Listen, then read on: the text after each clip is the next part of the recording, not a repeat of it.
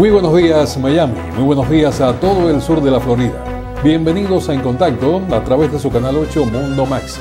Como de costumbre, este servidor, Daniel Torres, les agradece muy sinceramente por esta sintonía que para algunos sigue siendo sumamente temprano. Por eso les agradezco sobremanera, porque sé que hacen un esfuerzo para vernos y escucharnos cada día.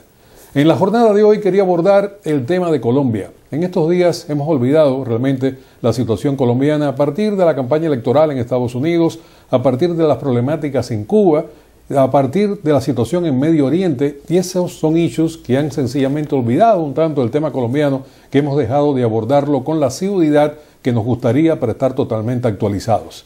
Y en esto de la actualización, tengo que agradecer al periodista cubano-americano Pedro Corso, un prestigioso periodista que tiene su columna en el Nuevo Herald, por un artículo formidable que ha publicado en los últimos días que se llama El Plan de la FARC, y donde actualiza la actual situación de las conversaciones de paz y el objetivo fundamental de las FARC, que a mí me gusta llamarle la narcoguerrilla de las FARC. Se han convertido realmente en una fuerza generadora de una inmensa cantidad de dinero, amasan una fortuna impresionante. Se calcula moderadamente que 20.000 millones de dólares tienen en este momento, que ingresan 800 millones al año.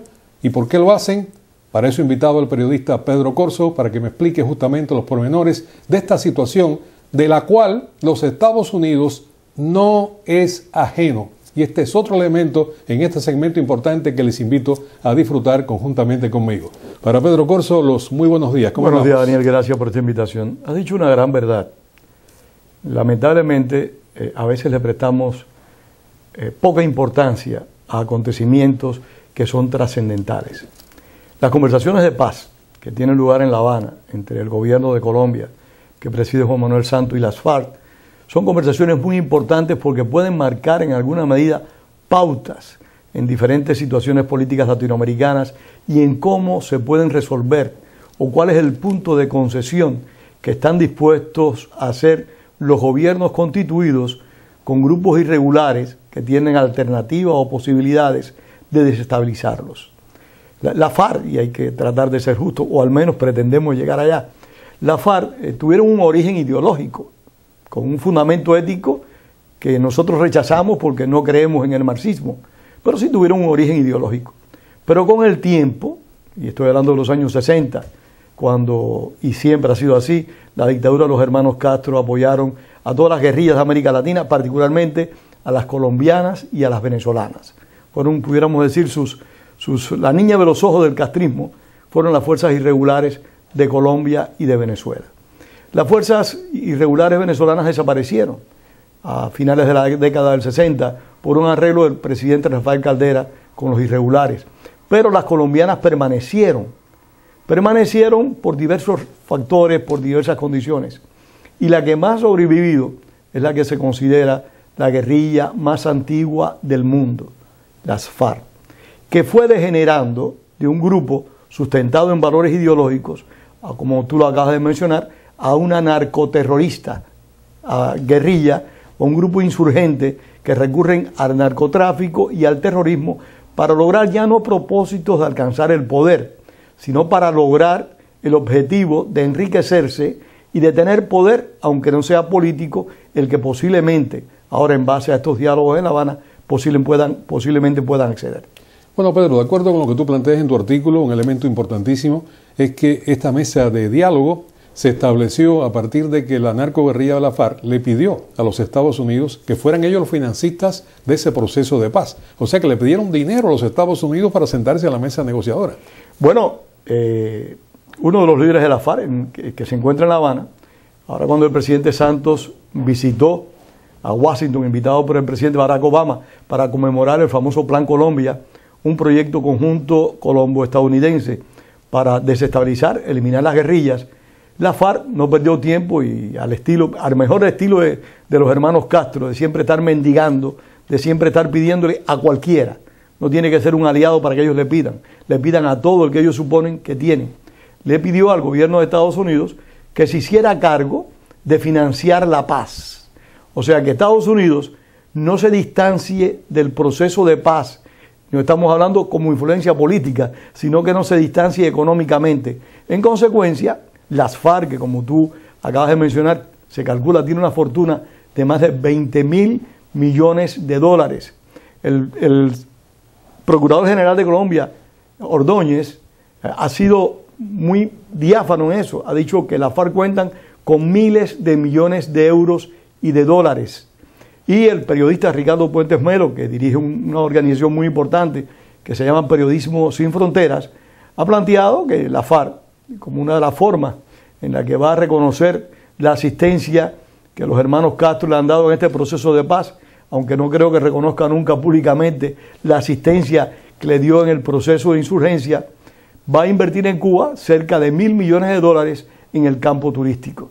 Porque, como han denunciado muchos periodistas colombianos y políticos colombianos también, la FARC están turisteando, y perdona la invención de la palabra, están turisteando en La Habana, están viviendo en La Habana la Dolce Vita, cosa que no es nueva, porque muchos de los líderes de la FARC han estado viviendo por años fuera del país, mientras que la carne de cañón, o sea, los guerrilleros de a pie, han entregado la vida y han muerto en combates. Bueno, ahora comienzo a comprender muchas cosas, a partir del artículo tuyo, comienzo a comprender muchas cosas de por qué motivo. Bueno, en primer lugar hay que plantear las cosas como fueron. Cuba ha sido el escenario donde se está tratando de llegar a la paz. En Colombia, firmar una paz que evidentemente desde mi punto de vista va a tener un momento de impunidad extraordinario. Pero Cuba fue la generadora justamente de esta fuerza terrible, de esta fuerza macabra. Ellos fueron los que alimentaron a esta guerrilla. Y ahora los sientan en la mesa negociadora porque la FARC les ha prometido que van a invertir millones de dólares en el turismo en Cuba. Y para eso están haciendo esa prospección, ese turisteando, como tú lo acabas de señalar. Lo que no se puede negar nunca es la capacidad de sobrevivencia del régimen de los hermanos Castro. Saben reinventarse, saben recrearse, saben establecer nuevas pautas que, aunque sean contrarias a las precedentes, siempre les facilitan seguir gobernando. Que ese es su propósito. El propósito de todos estos grupos y de todos estos partidos políticos que se identifican como tales, que no son nada más ni nada menos que grupos canteriles que utilizan la política como medio para enriquecerse, es simplemente tener dinero y tener poder. Tener una de las dos, pero si tienen las dos, como acontece con los hermanos Castro en Cuba, es mucho mejor, y las FARC van en ese propósito. Por eso, lamentablemente, es muy posible que veamos, para perjuicio de la memoria de tantos ilustres colombianos que perdieron la vida o dieron lo mejor de sus vidas en la lucha contra la narcoguerrilla, veamos algún político de la FARC, un Timochenko o cualquier otro similar, Pablo Catatumbo, cualquiera de ellos, lo veamos de senador o de gobernador de un estado, porque lo que no lograron por medio de la fuerza, por medio de una insurgencia, porque nunca contaron con apoyo popular, y ese es un punto importante. Las guerrillas optaron por la paz porque el presidente Álvaro Uribe la disminuyó fuertemente, y optaron por la paz por esa pérdida de capacidad militar, pero también porque estaban conscientes de que el pueblo colombiano nunca las apoyó en un número importante para convertirse en alternativa seria de gobierno. Cuando acabas de nombrar a Pablo Catatumbo, que es uno de los cabecillas de la FARC que está sentado en la mesa negociadora allá en La Habana, y uno de los que están montados en unos kayaks disfrutando de las playas cubanas. Se han visto fotografías. Se han visto fotografías, efectivamente. Y se dice, tú lo publicas en tu artículo, se dice que este señor Catatumbo tiene, solamente en Costa Rica, tiene inversiones por 30 millones de dólares, publicado por la revista Forbes de Israel. Sí, hay casas y están utilizando muchos testaferros. De todo esto lo trabaja ampliamente Ricardo Puentes Melo, quien te mencioné, el director de Periodismo Sin Fronteras, que ha hecho muchas investigaciones sobre las FARC, sobre el ELN, sobre el movimiento N19, que fue el grupo que llegó a un arreglo con el gobierno colombiano después de haber ocupado el Palacio de Justicia. Realmente la historia colombiana, al igual que todas las historias de todos los países, es muy interesante, pero las peculiaridades de los irregulares de Colombia son muy importantes porque pueden servir de pautas para estudios de otras fuerzas irregulares que han existido en el continente. Yo, como un aficionado a la historia, trato de viajar en ese pasado para ver en qué medida podemos prepararnos mejor para los retos del futuro. Bueno, tú me decías antes de comenzar el programa que, porque yo decía también presentando este segmento, decía, Estados Unidos no es ajeno a la actual situación del diálogo de paz. Y tú me decías, es que no se puede sencillamente dejar afuera al imperio. Estados Unidos no puede quedar fuera de ninguna acción porque es el país más poderoso del mundo, es el país más influyente del mundo. en todos los aspectos. El American Way of Life no es un cuento, es una realidad. Todos queremos vivir como se vive en Estados Unidos, incluso los países más desarrollados. Y la influencia política del gobierno de Estados Unidos, la capacidad imperial, y lo digo en el buen sentido de la palabra, de ejercer influencias, pero también en el mal sentido de la palabra, de ejercer influencias positivas y negativas, es muy grande. Eso no se puede cuestionar, y lo que Estados Unidos decida tiene un peso determinante en muchos países. Bueno, hubo un momento, Pedro, en las conversaciones de paz allá en La Habana, que se trancó el dominó. Sencillamente se estancaron las negociaciones a partir de puntos que no tenían ningún tipo de viabilidad para una negociación que fuera realmente lógica. Y aquí es donde interviene Estados Unidos entonces. Y este elemento se conoce poco. Estados Unidos, la actual administración del presidente Barack Obama, manda para allá a un viejo diplomático que había sido secretario adjunto para América Latina en la época de George Bush padre. Aronson. Se llama Aronson, Bernard Aronson, que muy discretamente se involucró en las negociaciones. Y me imagino que discretamente, pero con una chequera de este tamaño y con una pluma bien grande, para decirle a los narcotraficantes de la FARC, Estados Unidos le va a financiar toda esta actividad. Todo eso es posible de que haya una influencia económica. Pero yo creo que en ese grado, en esa situación que se presentó en La Habana, fue una influencia política. Porque a Estados Unidos le conviene la paz en Colombia. Colombia a todo el mundo le conviene la paz en Colombia. Pero a Estados Unidos en particular. Colombia es uno de los países más importantes de América Latina. Es un país con un gran potencial y con una gran influencia. Y es importante que allí llegue la paz. Lo que sucede es que puede haber paz con Z, que es la que todos queremos, o puede haber una paz con X, la paz romana, la paz de los sepulcros, que es la paz de los sepulcros, que es la que yo creo que, si las condiciones no cambian, es la que se va a instaurar en Colombia, lamentablemente.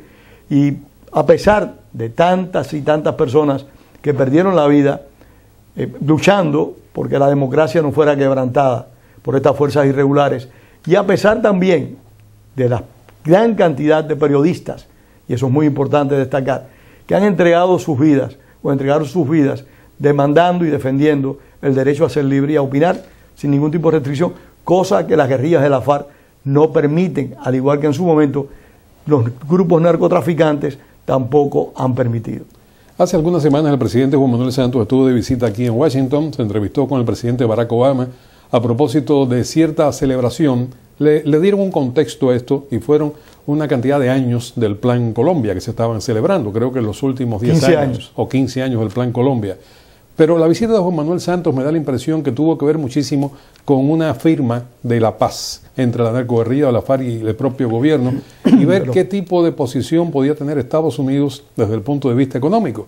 Y parece que salió con las manos llenas Juan Manuel Santos, porque inmediatamente, días después, el presidente Barack Obama le ha pedido al Congreso de los Estados Unidos una cifra multimillonaria para continuar con un proceso de paz que algunos dicen que ha sido un fracaso en realidad. Bueno, sería como cambiar el Plan Colombia, que tuvo un objetivo político-militar para desestabilizar las fuerzas irregulares.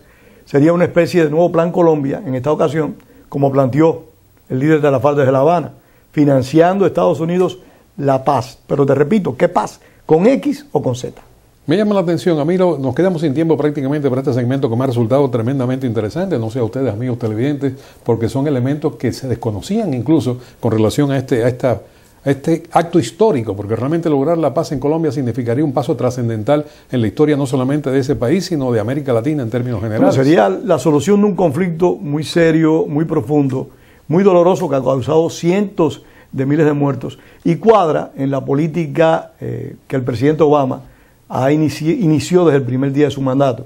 O sea, eliminar las fricciones, eliminar las crispaciones y buscar soluciones a los problemas internacionales. La pregunta que se hacen todos los analistas es a qué precio y a qué costo son esas soluciones. Si es al costo de valores, a costo de una seguridad a largo plazo, o realmente es simplemente resolver un problema hoy para que mañana siga existiendo el hambre. Y para que la impunidad sencillamente se convierta en el punto final de esta firma de la supuesta paz. Algo muy doloroso, la impunidad, algo que tenemos todos que rechazar, porque cuando se habla de justicia no se está hablando de venganza, se está hablando de justicia, de que cada uno y cada quien pague sus crímenes, sus abusos, sin importar el bando en el cual tú hayas estado.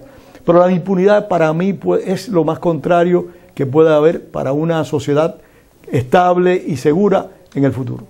Te agradezco muchísimo, Pedro, por estar con nosotros en la mañana de hoy, por haber desmenuzado realmente este importante artículo.